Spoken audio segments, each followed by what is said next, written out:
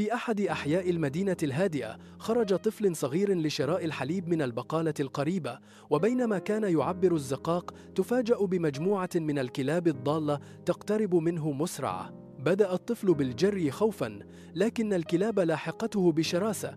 سمع أحد الجيران صراخه، فاندفع لإنقاذه مستخدماً عصاً غليظة لطرد الكلاب. نقل الطفل إلى المستشفى وهو يعاني من جروح سطحية وصدمة نفسية.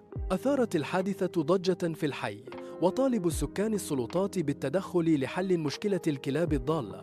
اختلفت الآراء بين من ينادي بإيوائها ورعايتها، ومن يطالب بإزالتها من الشوارع حفاظاً على سلامة الناس. تم رفع شكاوى رسمية للبلدية، ومنذ تلك الواقعة أصبح الأهالي أكثر حرصاً على أطفالهم في الطرقات.